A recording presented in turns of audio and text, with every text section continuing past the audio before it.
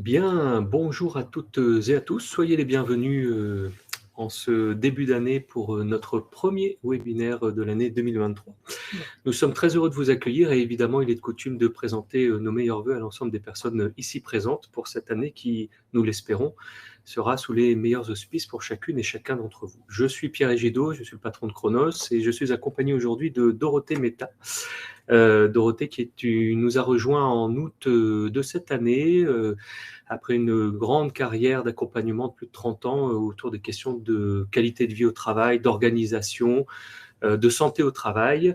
Et Dorothée incarne chez nous tout cet univers autour du management et de la qualité de vie et des conditions de travail, sujet qui nous intéresse aujourd'hui et pour lequel eh bien, nous allons essayer tout au long de ce webinaire de vous apporter à la fois des éclairages dans ce contexte extrêmement chaud d'une actualité où le travail à travers les retraites, mais aussi les enjeux de société sont de plus en plus interrogés. Et puis à la fin de ce webinaire, nous essaierons aussi de vous apporter quelques techniques, outils ou pistes de travail que vous pourriez mettre en œuvre en tant que DRH, responsable formation ou pourquoi pas consultant, car on sait qu'ils sont nombreux à nous écouter aussi aujourd'hui.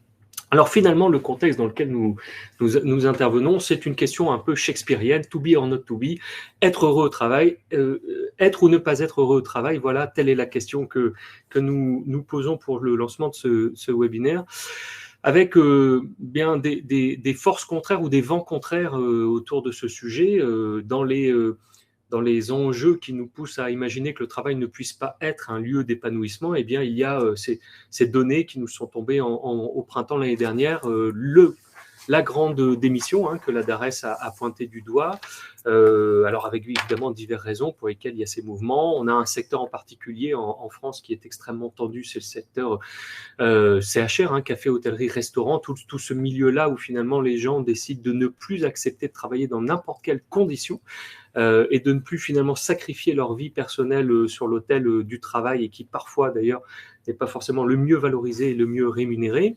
Et puis il y a d'autres enjeux autour de ce discours un peu ambiant qu'il faudrait réinterroger sur la motivation, l'engagement des jeunes, sur la place des seniors dans l'entreprise et leur engagement, avec ce sujet d'actualité des retraites qui fait qu'on va travailler toujours un peu plus, et donc cet objet de travail qui est interrogé, parce que si c'est travailler toujours plus dans des conditions toujours plus difficiles et toujours plus démotivantes, finalement la question est de savoir à quoi sert de faire ça, sachant qu'on sait tous très bien qu'il y a un lien très fort entre le fait que les gens soient bien dans leur job, dans leur entreprise, et puis qu'ils donnent le meilleur d'eux-mêmes, et que par voie de conséquence, ils contribuent à la performance de l'entreprise. Donc on a là un contexte qui pourrait nous amener à penser que l'entreprise ne peut pas être un lieu de bien-être et de bonheur. Et puis en même temps, on sait aussi, et ça c'est ce que défend Dorothée depuis des années, c'est que le travail est un formidable opérateur de santé, un formidable opérateur d'insertion pour des tas de populations, d'insertion sociale, d'insertion économique, d'élévation sociétale, et que donc le travail peut être vu aussi comme un outil au service de l'épanouissement et du développement d'une société. Et finalement, être heureux ou pas au travail, l'enjeu, c'est d'essayer de comprendre ce qui se passe au niveau de l'entreprise. Alors on a des approches et une lecture qu'on va vous présenter autour d'une lecture un peu en entonnoir, comme ça, avec une approche macro, où on va se poser la question de savoir finalement qu'est-ce qui est de l'ordre du politique dans l'entreprise, du contrat social que l'entreprise a avec ses salariés. On regardera ensemble les plans d'action, évidemment, politique QVCT qui est possible de faire ensemble, et puis on verra au fil de ce webinaire ce qu'on peut faire concrètement de façon micro, voilà, avec un triple cheminement. Et tout ça va nous donner finalement le rythme de ce webinaire, Dorothée, en 3 temps. Tout à fait, 3 temps.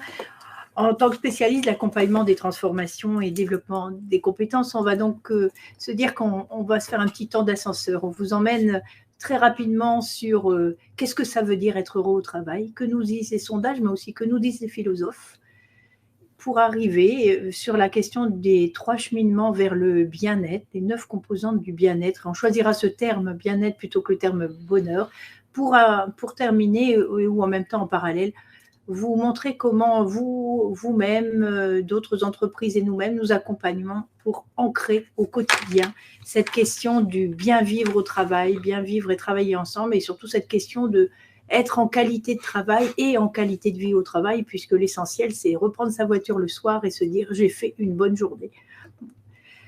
Alors, effectivement, Dorothée, le premier point sur lequel nous voulions partager, c'est cette question du bonheur au travail, finalement. Difficile de vous amener tout de suite aux solutions ou aux techniques si on pense pas ce qu'on est en train de se dire.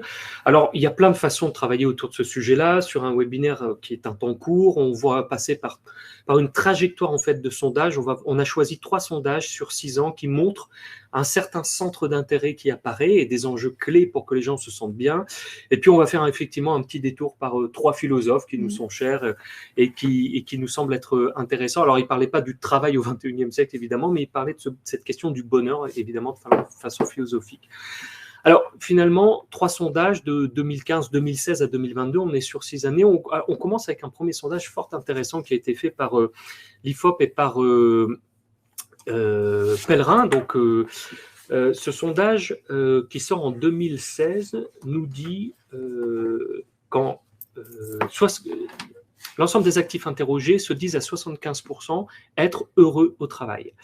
Alors, juste en perspective, ce sondage, il avait déjà été fait en 2012, et en 2012, on était à 3 points de moins. Donc, on a là un premier niveau de trajectoire. Donc, on avait 72% des personnes interrogées, des actifs interrogés, qui se disaient être heureux au travail.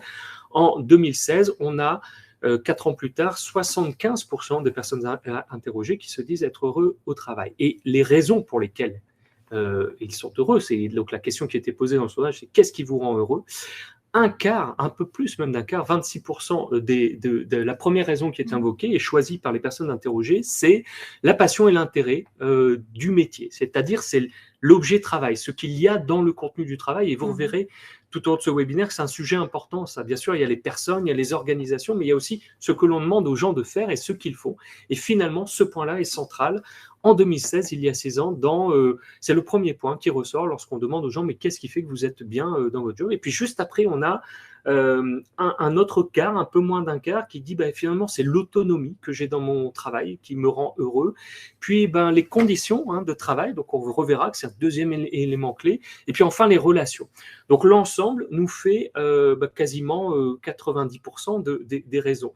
Alors ce qui est intéressant de noter ici, vous voyez en haut à gauche avec notre Superman, là c'est ce 6% et surtout c'est ce qui est agrégé à ce 6%. Il y a 6 ans, seuls 6% des personnes interrogées disaient que ce qui les rendait heureux au travail, c'était le sentiment d'être utile à la société. Et vous allez voir, et vous le savez déjà, évidemment que ce point-là est devenu prépondérant dans les enquêtes ces derniers temps, parce que depuis 6 ans, et c'est fou, c'est exponentiel, on a vécu des ruptures déjà très fortes, parce qu'on a vécu le Covid, la guerre aux portes de l'Europe, et puis les catastrophes climatiques qui s'enchaînent et qui se rapprochent, et qu'il faut que les gens finalement prennent conscience que l'entreprise est un lieu aussi d'engagement social et sociétal.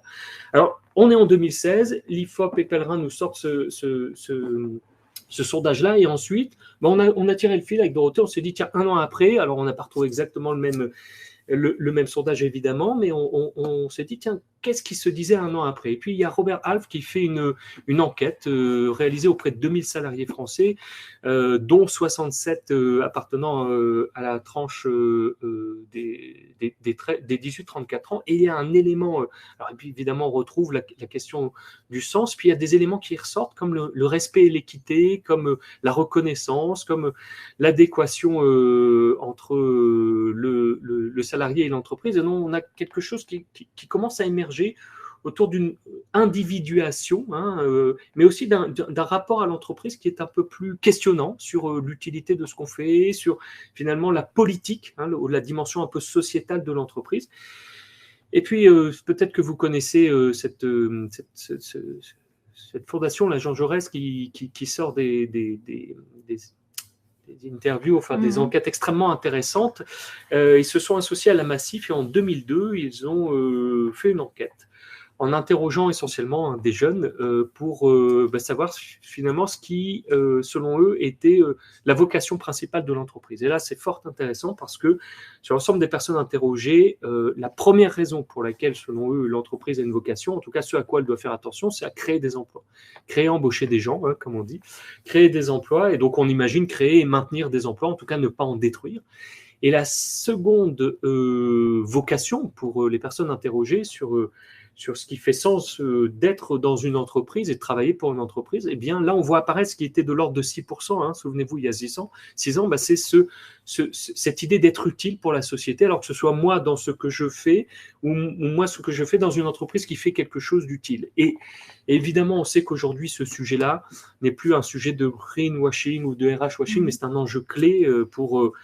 évidemment pour se sentir bien et sentir que ce que l'on fait a du sens, et puis certainement pour attirer et maintenir, pas que les jeunes d'ailleurs, hein, aussi tous les talents, qu'ils soient plus ou moins jeunes, à travers les générations.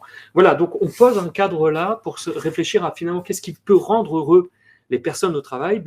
On pressent qu'on est dans un mouvement où ce qui va rendre les gens heureux, c'est de travailler aussi dans une entreprise qui crée des emplois, qui n'en détruit pas et qui a un impact positif ou neutre sur la planète et dans la société en général. Ça, c'est un peu le contexte général. Et ce qui est intéressant aussi, c'est de voir aussi cette question de s'épanouir au travail qui apparaît et qui nous permettra de faire le lien avec les philosophes que nous disent, ces philosophes qui ont eu vocation à réfléchir longuement sur l'homme, l'humain, le développement humain et son bonheur et son épanouissement. 34% nous disent les jeunes aujourd'hui de ce qu'ils recherchent quand ils vont en entreprise. Qu'est-ce que ça veut dire aussi derrière ces éléments-là? Vous êtes peut-être déjà nombreux à poser un certain nombre de questions. Cécilia est avec nous et elle n'est pas, on ne vous la voyait pas, mais elle prend note de vos questions, elle interviendra. En tout cas, on a prévu une série de questions à l'issue de ce webinaire d'ici 40 minutes. Si entre deux, certains éléments sont importants, on laisse la main à Cécilia. Vos questions ne tombent pas comme lettres mortes. Voilà, à bientôt.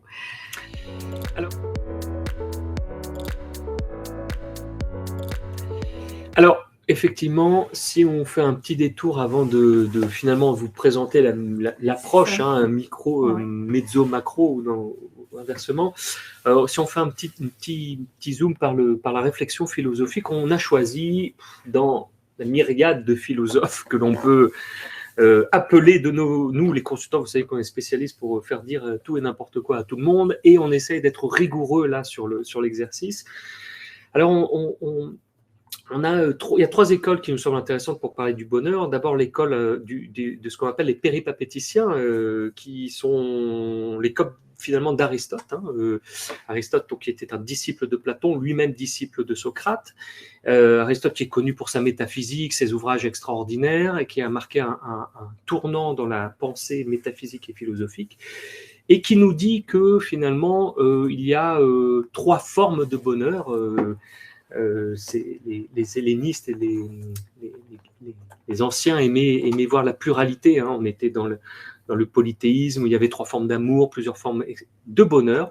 Donc un bonheur dans une vie de plaisir et de divertissement. Alors c'est possible dans l'entreprise. On a eu des mouvements presque parfois un peu caricaturaux où on cherchait à obtenir ça dans les entreprises, dans les organisations ces dernières années, avec tous les mouvements de l'entreprise libérée, où on essaie de créer des mouvements, faire vivre des choses un peu agréables aux gens. Aristote nous dit, deuxième forme de bonheur qui est dans le bonheur, dans le fait de vivre en citoyen libre et responsable. Alors ça touche à une question fondamentale qu'on n'aborde pas ici, c'est l'entreprise doit-elle être politique ou pas, le salarié citoyen, peut-on encore faire semblant, nous dirigeants, de ne pas comprendre ce qui se passe dans le monde de la cité et essayer de vivre de façon hermétique comme ça, ou au contraire, ne faut-il pas créer des débats, accepter et faire en sorte que nos managers soient capables de gérer ça, parce que chaque salarié de Chronos est un citoyen qui a une vision du monde. En tout cas, le bonheur serait dans le fait, selon Aristote, de vivre en citoyen libre et responsable.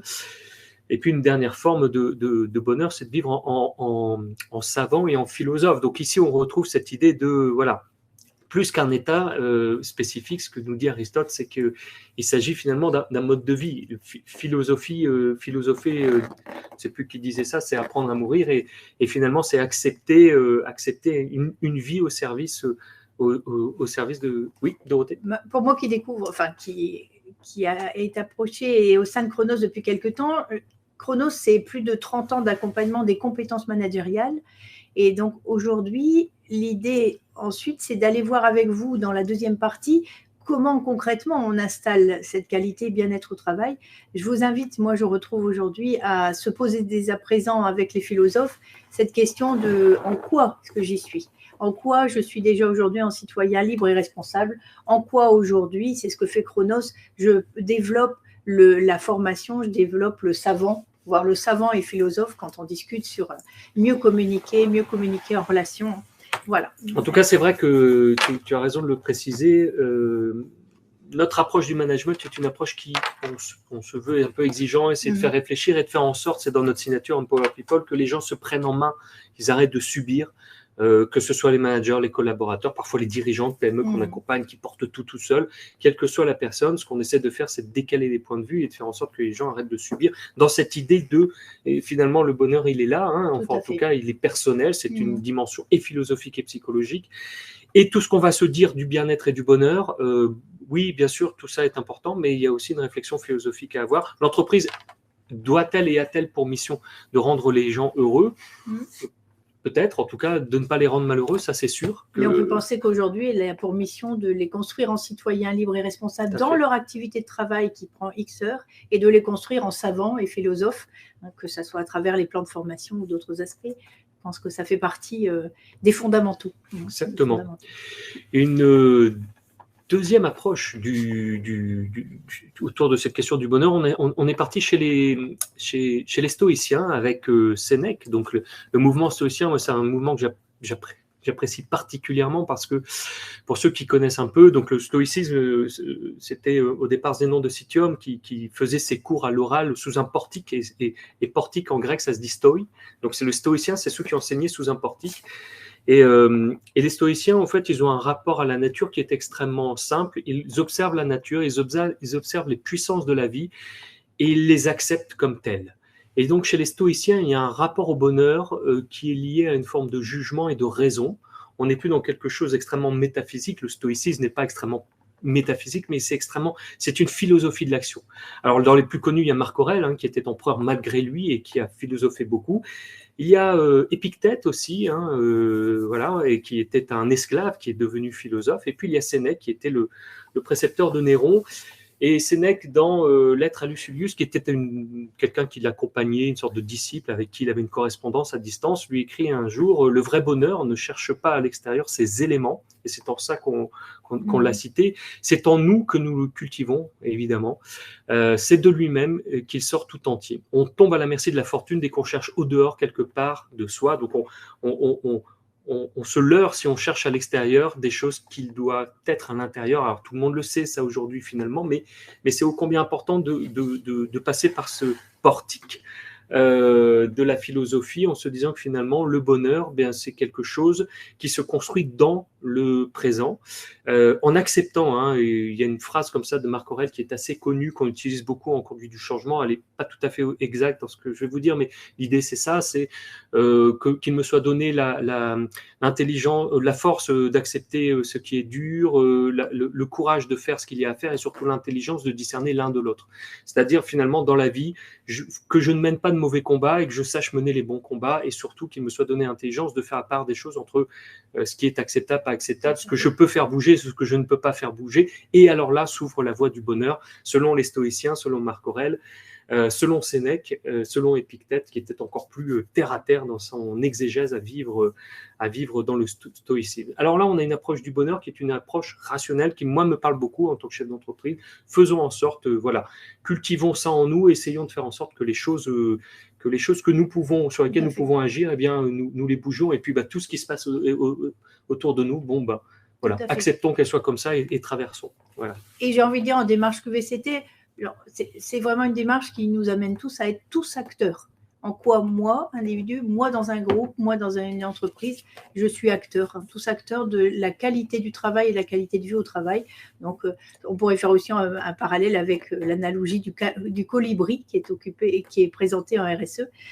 Tous acteurs de la QVCT. Donc là, on parlera ensemble des composantes de la QVCT que vous connaissez, mais l'idée, c'est de travailler sur les orientations 2023. Et ça peut être une orientation de dire en quoi je suis acteur et en quoi je me mets en route aussi. J'attends que l'entreprise me mette à disposition des moyens et des bonnes conditions pour faire du travail, mais je suis aussi acteur de ce cheminement. On en reparlera tout à l'heure. Exactement. Alors, on a Aristote qui nous dit le bonheur, il y a 3 formes, il y a le divertissement, le plaisir, la vie savante. On passe par les stoïciens qui nous disent il y a un rapport au jugement, à la raison, il faut accepter les choses comme elles sont et finalement accepte ton destin et fais-en quelque chose. Et puis on voulait terminer par une dernière porte qui m'est chère aussi, qui est assez différente finalement du stoïcisme, c'est Plotin qui est moins connu. Parfois, les gens me disent, mais non, tu voulais dire Platon. Non, je voulais bien dire Plotin, qui est un néoplatonisme. On dit en philosophie que Plotin, c'est le nec plus ultra du néoplatonisme, donc c'est cette nouvelle approche tirée de Platon. Plotin a écrit, n'a rien écrit, donné des cours, on est entre 200 et 300 après Jésus-Christ, et il a fait un certain nombre de cours qui sont devenus ce qu'on appelle des Énéades, et dans la première Énéade, ce sont des petits textes en fait, de réflexion sur la vie, sur plein de sujets, dont le bonheur, la question du bonheur, et puis est-ce que le bonheur s'accroît avec le temps? Ce sont 2 thèmes. Et je disais en préparant ce webinaire à Dorothée, moi j'adore l'approche de Plotin parce que finalement je crois qu'on s'y retrouve vachement. Elle est très simple et elle est dans cette première phrase. Posons que bien vivre est la même chose qu'être heureux. Point. Voilà. Alors on va dire c'est complètement dingue tout ça pour ça. Bah oui. Et finalement, vous le savez, c'est dans les choses très simples, essentielles que se trouve la puissance en général, le côté un peu sacré des choses. Posons que bien vivre est la même chose qu'être heureux et que donc finalement ce qu'on va chercher à faire, c'est pas tant à rendre heureux, devons-nous attendre le week-end pour être heureux, je ne sais pas, Dorothée, en tout cas, est-ce qu'on peut pas essayer de bien vivre ensemble dans l'entreprise et comment est-ce qu'on fait pour bien vivre ensemble? Voilà, sachant que Plotin nous dit le bonheur s'accroît-il avec le temps? Le bonheur est à chaque instant saisi dans le présent. En fait, le bonheur, c'est le présent. On retrouve un peu Aristote, puisque Aristote, Platon, etc. On est dans cette trajectoire-là. Nous, on croit très fort à cette idée que le bonheur, c'est une question psychologique très intime. Il y a des gens qui cherchent, qui sont en quête de bonheur toute leur vie, mais qu'il y a aussi des conditions et que la condition philosophique et intellectuelle pour travailler avec des dirigeants, des DRH là-dessus, c'est qu'on se mette bien d'accord sur le fait que déjà, si on crée les conditions pour que les gens vivent bien ensemble, et que les conditions de travail, et que le travail, et que les relations soient bonnes, on aura fait un sacré pas vers cette question du bonheur au travail qui, finalement, peut-être est une quête, une étoile inaccessible, comme disait Jacques Brel. Voilà, ça c'est cette introduction peut-être un peu longue, mais qui nous montre depuis 6 ans comment la trajectoire des études place le sens, l'utilité comme un élément clé des facteurs de motivation et d'engagement et de bonheur au travail, et puis finalement dans quelle école, dans quelle spiritualité on se trouve autour de cette question du bonheur chez Chronos.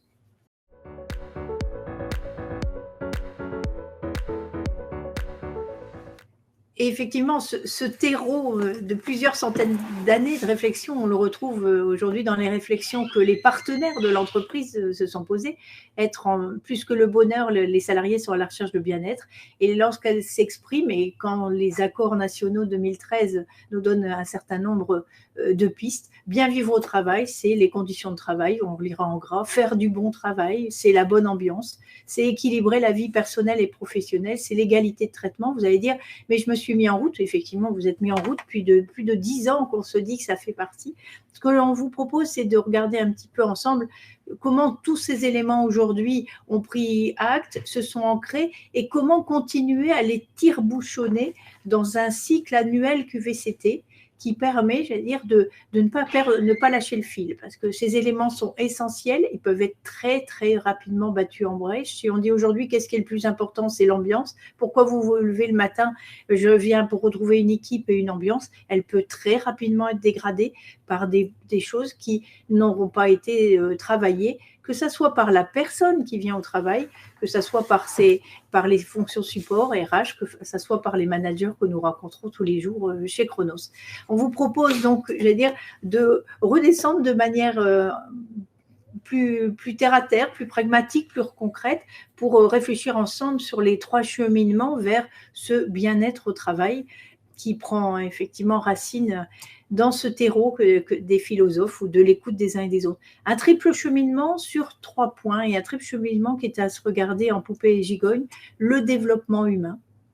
Ce développement humain qui va donc être au service d'un travail, le travail en lui-même à regarder, et les cadres et les conditions de travail. Si on rentre un peu plus dans le détail, 3 piliers, 3 cheminements qui nous amènent à rencontrer 9 déterminants du bien-être, 9 composantes. Rapidement, la communication, le développement pro et formation, et voilà, et autant de sujets à enclencher, à réenclencher, à remettre un peu comme les assiettes chinoises, à remettre en mouvement tous les ans, et on redémarre en 2023. La gouvernance, la compréhension de la stratégie où va le navire, voilà ce que, en termes de développement humain, les femmes et les hommes de l'entreprise et les parties prenantes aujourd'hui attendent. Le travail en lui-même, on l'attend comme petit 4 avec un contenu enrichi, diversifié, un management de qualité, et puis on attend également une organisation du travail qui laisse de la place à la démarche collaborative, facile à dire, plus difficile à mettre en place. On court tous après le temps, ou mettons le temps des réunions efficaces, des temps d'échange. C'est plus facile à dire qu'à faire. Et enfin, la dernière poupée gigogne, un environnement, un cadre et des conditions de travail qui soient sécures et qui permettent le déploiement, l'épanouissement, comme le disait le 3e sondage, la santé, l'environnement, les équilibres vie personnelle, vie pro, et la rémunération et les avantages qui sont attendus aujourd'hui, qui sont aussi relayés. 3 cheminements dans ces 3 poupées gigognes qu'on vous propose de regarder, juste pas tous, quelques flashs, on a choisi quelques zooms et quelques illustrations qui nous semblent importantes pour être des orientations 2023. En tout cas, c'est des orientations qu'on se donne aussi pour accompagner les salariés, les partenaires sociaux et les dirigeants d'entreprise. D'abord, un cheminement individuel. La première poupée gigogne aujourd'hui, dont on disait qu'elle passe par des communications, relations sociales de qualité, le développement, la gouvernance.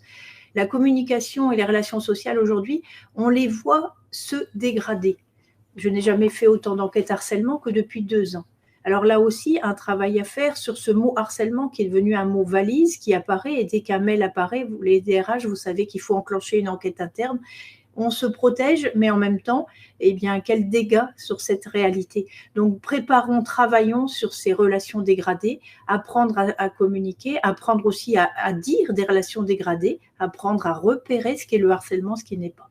Voilà. Sur un autre point, comme la gouvernance, la stratégie éthique, comprendre où va le navire, des choses sont importantes, et on a choisi aujourd'hui de vous parler du sens. Quel est le sens? Quelle est la mission de mon entreprise? En quoi je peux en être fière? Aujourd'hui, avec Estelle Morin de l'Université de Montréal, on identifie 6 éléments du sens: l'autonomie, la qualité de la relation, les occasions de développement et d'apprentissage, la reconnaissance.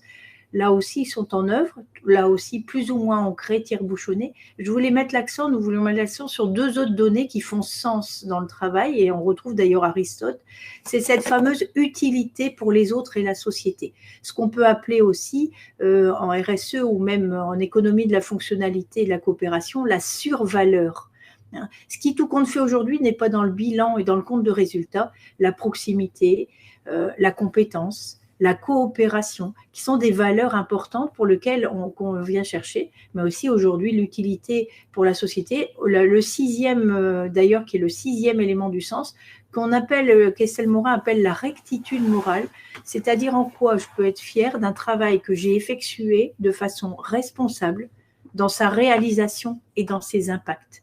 Et là aussi, des chemins d'innovation en place, continuer aujourd'hui mon activité de façon responsable dans sa réalisation et ses impacts. On identifie bien aujourd'hui les éco-gestes, mais quid de demain 2023, en quoi je vais encore être plus propre et plus responsable dans ma manière de faire? Et quand on dit propre, ça ne veut pas seulement dire vis-à-vis de l'environnement, mais vis-à-vis aussi de mon modèle d'affaires, de mes concurrences, de ma finance éthique ou moins éthique, de mes postures sociales. Voilà, donc autant de sujets importants aujourd'hui sur ce cheminement humain. Simplement non, bien sûr, Dorothée. Simplement pour dire que sur ces 2 derniers, on voit bien que la focale est mise sur ce qu'on appelle les valeurs humanistes. Derrière l'utilité pour les autres et la société, l'entreprise et les êtres humains n'ont pas attendu cette période. Depuis toujours, il y a de la solidarité, il y a des confréries, on met de l'argent tous ensemble pour aider les plus faibles, etc. Tout ça était finalement un peu oublié dans ce modèle d'après-guerre, de construction, d'accélération de ce modèle industriel, cette histoire de l'entreprise qui s'est construite sur un modèle un peu théorique, de théorie économique et de gestion, voilà, à n'en plus finir d'infini des possibles, et qui tout à coup se heurte à un monde fini, se heurte à une répartition de la valeur entre les actionnaires, les dirigeants, les salariés, l'utilité de cette répartition, et puis cette question de la rectitude morale qui finalement est très très haute dans le management. Qu'est-ce qu'on fait de ça quand on dirige une petite PME? Rectitude morale, ça veut dire quoi concrètement? Ça veut dire être cohérent avec ses valeurs, ça veut dire faire des choix, ça veut dire renoncer à certaines choses, ça veut dire accepter qu'on ne sache pas tout faire, ça veut dire voilà, être à un certain niveau en termes de valeurs pour incarner un message et rendre vivantes finalement ces idées, parce que sinon tout ça, ça peut rester extrêmement... voilà, on le sait, dans les grandes entreprises, nous quand on est interrogé, très souvent quand la porte de la salle est fermée avec les managers qu'on forme, ils nous disent non mais tout ça c'est très bien sur les murs, Pierre, Dorothée, mais concrètement ça n'existe pas. Donc l'idée c'est comment faire pour que chacun fasse en sorte que ça puisse exister à son niveau, même si parfois au-dessus ça n'existe pas toujours. Sachant qu'aujourd'hui, ça existe, à travers, par exemple, les réflexions concrètes de l'économie de la fonctionnalité, de la coopération, des groupements, j'allais dire, d'entreprises sont en place et se mettent en place pour passer un petit peu, comme on pourrait dire, de l'océan rouge, Piranha, à l'océan bleu. Donc, l'idée, c'est pas faire un monde de bisounours, mais d'ancrer, d'innover dans des pratiques, j'allais dire, économiquement responsables. On aura l'occasion peut-être un jour de vous proposer un webinaire et des illustrations concrètes de cette volonté de rectitude morale. Voilà, qui est déjà en place, même quand on n'est pas dans... Donc, compréhension de la vision, tous des éléments importants. Je vous propose de passer donc à la deuxième poupée gigogne, le cheminement collectif vers un management de qualité. Cette idée de regarder plus près, faire qualité du travail et qualité de vie au travail en regardant le travail lui-même. Mieux regarder le travail pour mieux le transformer. Aujourd'hui, c'est donc pousser pousser un petit peu les points concernant les contenus du travail et l'égalité des chances, la question du management de qualité qu'on connaît depuis plus de 30 ans chez Chronos, et puis des organisations du travail collaboratives. Les choix qu'on se dit aujourd'hui sur 2023, c'est en termes de contenu du travail, c'est maintenir ce travail diversifié, comme on peut le voir dans la photo, enrichi, c'est une grosse attente, mais effectivement à côté, le sablier, comment tout ça rentre dans la valise du temps, comment régule-t-on le temps, donc comment aujourd'hui accompagne-t-on les managers avec des outils de mesure de la charge de travail, mais des outils légers pour mieux encore la réguler, avec bien sûr ce souci en bas de l'égalité femmes-hommes et de manière générale aussi de l'inclusion des personnes en situation de handicap ou des retours en longue maladie, dans des sujets qui sont importants, là aussi pour être cohérent dans le sens qui est recherché par chaque salarié. Si on regarde la question aujourd'hui dont on nous parle des seniors, comment on fait qualité de vie au travail bien sûr en travaillant sur un index senior, ça nous est proposé, mais aussi comment très rapidement on propose une double dynamique aux personnes qui vieillissent, les fameux seniors, et puis les entreprises, une dynamique où chacun œuvre sur des questions, les 3 piliers que sont la santé, la compétence et l'engagement.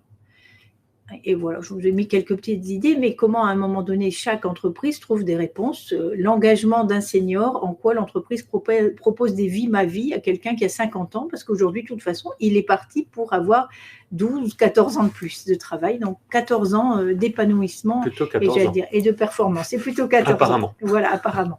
Comment la personne, au niveau de ses compétences, par exemple, s'inscrit en binôme sur des projets numériques où là, le stéréotype dit, mais peut-être aussi c'est la vérité, que les seniors sont un petit peu moins à l'aise avec le numérique.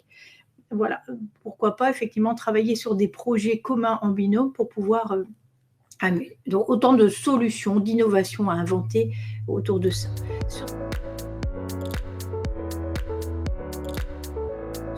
Sur cette question du travail lui-même, il y a la question du management. On sera très très rapide. Le management de qualité aujourd'hui, c'est un travail, c'est un effort de tous les jours.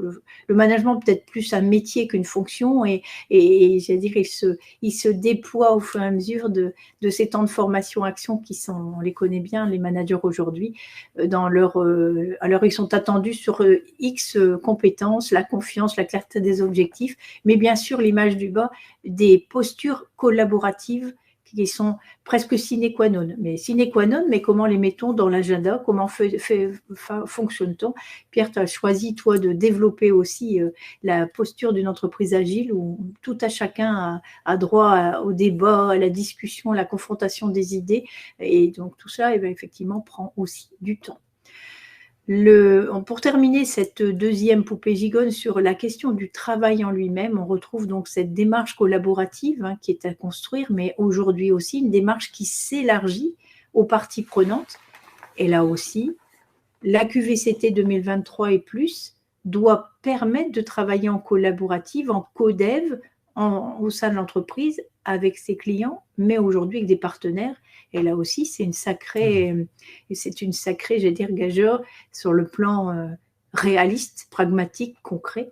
Où est-ce que je place ces organisations collaboratives, sachant qu'aujourd'hui, le collaboratif, ça veut aussi dire à distance, hybride, avec le numérique, autant de notions très concrètes à réfléchir pour en faire une réflexion-action et pour nous, des formations-actions avec les managers. Simplement sur le management et la question du travail en lui-même, on sait depuis un petit moment maintenant, enfin, cette phrase un peu connue, caricaturale parfois, qui dit « c'est celui qui fait qui sait ».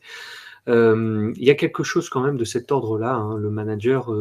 Les défis que les entreprises ont à gérer sont énormes. Ils sont énormes au niveau géopolitique, au niveau stratégique, business. Ils sont donc énormes quand ils redescendent. Parfois, malheureusement, ils sont saucissonnés, un peu cartésianisés, là où ils devraient être systématisés au sens de la systémique et pensés de façon globale. Et pour résoudre ces problèmes-là, au bout du bout dans la chaîne de valeur, c'est le travail au quotidien des collaborateurs qui est interrogé.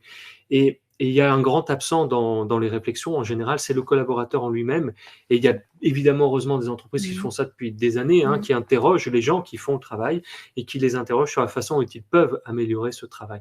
Et chez Chronos, on défend cette idée que le management n'est pas qu'une question de manager et que lorsqu'on accompagne des managers sur ces problématiques managériales, il faut leur donner en miroir une résonance pour que leurs collaborateurs puissent monter en compétences aussi, de façon à ce que finalement cette question du travail réinterrogé, elle ne soit pas juste une question de management, mais bien une question de travail ensemble et de réflexion autour de ce qui peut être amélioré. Voilà. Sachant que tire-bouchonner au quotidien les démarches collaboratives, c'est installer réellement les espaces de discussion sur le travail.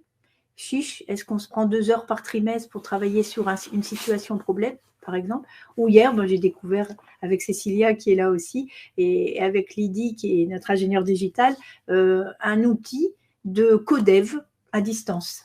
Voilà, chiche, 1 heure pour préparer, prendre une situation et puis effectivement y aller. Chiche, voilà. Comment à un moment donné aussi l'outil numérique peut nous aider à ne pas lâcher ce fil de la démarche collaborative et de la réflexion sur le travail lui-même, la transformation. On termine sur la question faire qualité de vie au travail et qualité de travail en étant vigilant au cadre et aux conditions de travail, à l'environnement et aux conditions de travail. Effectivement, ce cheminement de QVT à QVCT que beaucoup connaissent. Ça veut dire aujourd'hui pousser aussi encore 3 curseurs en 2023 sur la santé, sur l'équilibre vie personnelle, vie pro et la rémunération. On va mettre l'accent sur certains, la santé et l'environnement de travail, promotion de la santé. Encore un lien aujourd'hui qui est dans les discours, mais le lien n'est pas encore fait. Je sais que quelqu'un en bonne santé aujourd'hui sera plus performant. Concrètement, comment aujourd'hui je préviens les impacts santé, comment j'évalue les impacts santé. C'est une vieille histoire de tout de suite après 45 d'ailleurs, mais qui aujourd'hui encore peut ancrer dans les préoccupations, sachant qu'on ajoute aujourd'hui la question de la santé environnementale, la qualité de l'air, un certain nombre de réalités. L'équilibre vie personnelle, vie pro. Au-delà de ce mot, comment un manager aujourd'hui arrive à mettre en place une réalité de ses plannings et de ses organisations du travail pour qu'on puisse covoiturer. Idée Logistique, par exemple, aujourd'hui réfléchit à la semaine des 4 jours. Sacré pari, puisque à un moment donné, on est en logistique, dans des logiques où on serait plutôt à imaginer de travailler, bien sûr, 7 jours sur 7 pour répondre à ce flux de matériaux et de produits-services à envoyer. Et puis, on va réfléchir à ces aspects-là. Toujours sur les conditions de travail, donc on a encore beaucoup de sujets qui peuvent être aussi autour de l'aménagement. Alors, comment ancrer au quotidien? Eh bien, l'idée, c'est tout simplement de se dire, mon Dieu, tout ça, mais on en a bien conscience, mais par quoi commencer?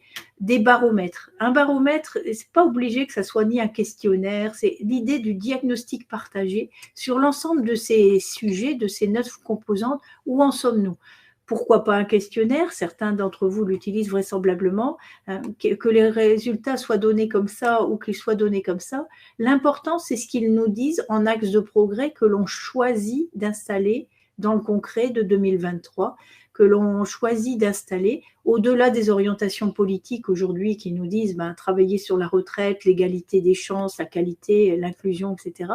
Comment aujourd'hui, chaque entreprise ou groupement d'entreprises installe un cycle annuel QVCT.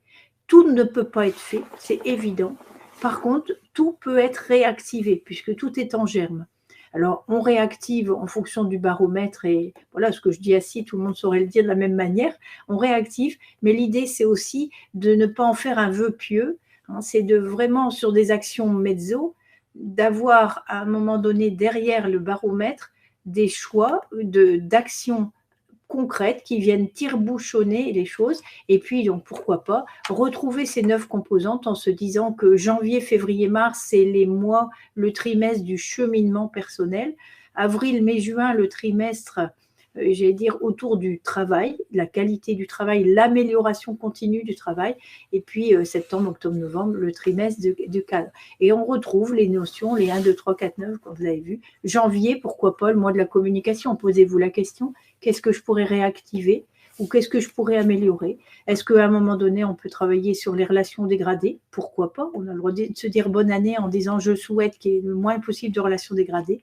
Février, le développement des parcours. Mars, la stratégie responsable. Est-ce que tout le monde a bien réintégré cette question du où va le navire? Est-ce que ça me semble logique? Comment peut-on le rendre un petit peu plus, etc. etc. Je ne vais pas faire le tour du site. Je pense que ce qui est vraiment très intéressant et important de noter ici, c'est qu'il ne s'agit pas d'avoir une politique négociée, alors même si c'est important avec les IRP pour être prêt, voilà, il s'agit de thématiser en fait l'année et le processus est aussi important finalement que l'arrivée. Le fait d'associer des gens, là on est sur des EDT avec un S, donc des espaces de discussion sur le travail, dont tu vas reparler juste après, où on réunit ses salariés sur des sujets où finalement on donne juste la possibilité sur une thématique de parler du sujet, de récolter. Le processus de parler est déjà créateur de quelque chose, il peut soulager aussi, et puis nous, dirigeants et DRH, c'est une source merveilleuse d'informations. Alors, bien sûr, il faut aller au contact de ces informations et pas avoir peur qu'elles sortent, mais de toute façon, si on ne va pas les voir, elles vont... moi, j'ai un vieux principe qui dit si je ne m'occupe pas des problèmes, les problèmes vont s'occuper de moi. Donc, autant aller vers les sujets. Puis, à un moment donné, dans mon année, je vais peut-être me rendre compte qu'il y a des endroits où ça pique un peu plus et des endroits où je vais sortir un peu plus fier et me dire tiens, je ne savais pas, mais équilibre vie pro-vie perso, finalement, ce n'est pas si mal chez nous. Tout à fait. Et ce cycle annuel QVCT a l'intérêt aussi de faire lien avec les fonctions qui, effectivement, œuvrent dans l'entreprise, les fonctions RRH, les fonctions communication et le dialogue social, puisque vous, les RRH, vous négociez 12 accords par an, donc quelque part, vous êtes aussi dans ce cycle annuel.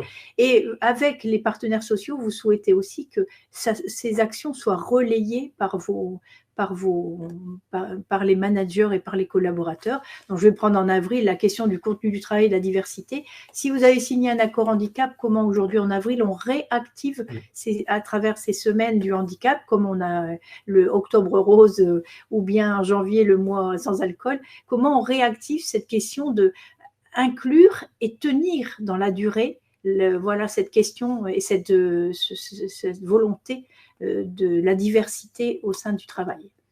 Voilà, donc un petit peu ce programme dans lequel non seulement les managers de proximité peuvent prendre acte aussi, en parallèle avec l'ensemble des fonctions support qui œuvrent. Alors certains nous diront, oui, la QVCT c'est bien, mais quelque part, avez-vous conscience aussi, il faut déjà regarder ce qui ne va pas, mais bien sûr, donc dans le schéma autour de la santé, le mois de la santé, je ne sais plus à quel moment on l'a mis, par exemple en octobre, mais on n'est pas obligé. Comment aujourd'hui comprendre les phénomènes de risque psychosocial, comment mieux comprendre les mécanismes, les manifestations, ben, c'est d'aller voir les causes, savoir dire aussi à un manager que s'il est en rouge, c'est pas qu'il est mauvais manager ou que le RH n'est pas OK non plus.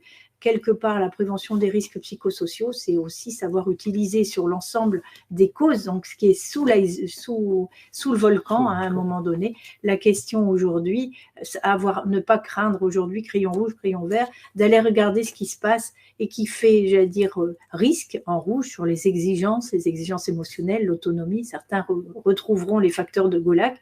Et puis ce qui fait effectivement ressources dans lequel on va donc consolider ce bien-être au travail, puisque on le consolidera toujours quand il y a des situations problèmes par les fameux espaces de discussion sur le travail, 3 fois 2 heures pour partir d'une situation problème et trouver des petits pas de progrès, des petits pas d'action qui sont à consolider, bien sûr, à mettre dans votre document unique. Je vais laisser la parole pour terminer à Pierre, pour aller plus loin dans cette réflexion-action qu'on vous a proposée et ensuite laisser la place. On vous avait dit, l'idée c'est de se dire être heureux sans attendre le week-end, c'est donc aujourd'hui on utilise les mots de faire qualité de vie au travail, c'est travailler sur le bien-être en poussant certains curseurs et bien sûr en alignement managérial. Que dire aujourd'hui de 2023, de ce qu'on a pu trouver dans nos différentes recherches, lectures, veilles, les essentiels de 2023, je vais laisser Pierre les redire, les deux essentiels. Vas-y, je t'en prie. Non, alors je reprends. On a entendu parler aussi sur France Inter cette semaine, to be au travail plutôt que not to be. Aujourd'hui, 2 facteurs de plaisir, bonheur, bien-être, on gardera ce terme bien-être, selon la définition de l'OMS, c'est l'altérité et le sens. Si dans le cycle aujourd'hui QVCT, il fallait pousser certains curseurs, on retrouve cette logique attendue. Le sondage 2023, ce serait, ou 2022-2023, c'est un peu plus d'altérité. Donc le souci de l'autre et le fait de bien fonctionner, bien vivre avec l'autre, facile à dire, toujours pareil, difficile à vivre dans un contexte de tension, d'éco-anxiété, et la question du sens. Voilà aujourd'hui ce qu'on retrouve en 2023. Chez nous, donc chez Chronos, ça s'appelle améliorer la qualité de vie et l'impact de mon activité. Ça s'appelle s'engager dans une économie positive qui prend soin de chacun et de chaque chose. Donc on retrouvera aussi ces logiques du soin, sachant que toutes ces démarches vous amènent aujourd'hui à ces démarches de QVCT à être un peu plus en posture RSE, cette roue de la QVCT en basculant dans la logique RSE. Voilà, reste donc aujourd'hui à innover encore ou à renforcer ou à conforter, consolider ce travail durable et responsable qu'on appelle tous de tous nos voeux, quel que soit l'endroit où l'on se situe. Être heureux au travail et ne pas attendre le week-end pour y être. Et surtout, merci beaucoup Dorothée, et surtout associer l'ensemble des parties prenantes. Et donc évidemment, ce n'est pas qu'une question de management, c'est le parti pris qu'on défend.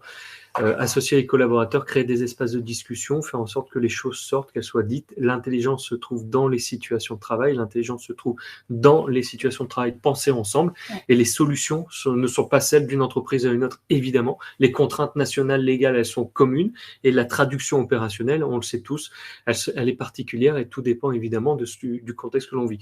Le gros message, évidemment, il est là, on ne traite pas ça tout seul, on ose aller à la rencontre des gens, on ose poser des discussions, et on avance, on fait des choses, plutôt que des grandes incantations, parce que c'est vrai que nous rencontrons des milliers de managers par an dans de très belles entreprises, et parfois, voilà, ils aimeraient avoir des outils et que finalement cette belle politique qui est souvent défendue dans les grandes entreprises redescende au quotidien.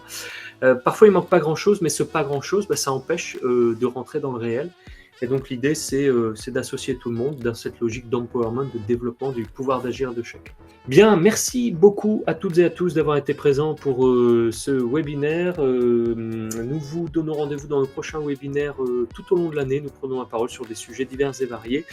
Avant la fin du premier trimestre, à mon avis, on sera de nouveau sur les ondes chez Webikeo. Merci pour l'équipe Webikeo pour son soutien et son accompagnement. Merci Dorothée et merci Cécilia pour l'accompagnement sans faille pour la réussite de ces webinaires. Passez une excellente fin de journée et à très bientôt. Merci. Merci. Au revoir. Au revoir.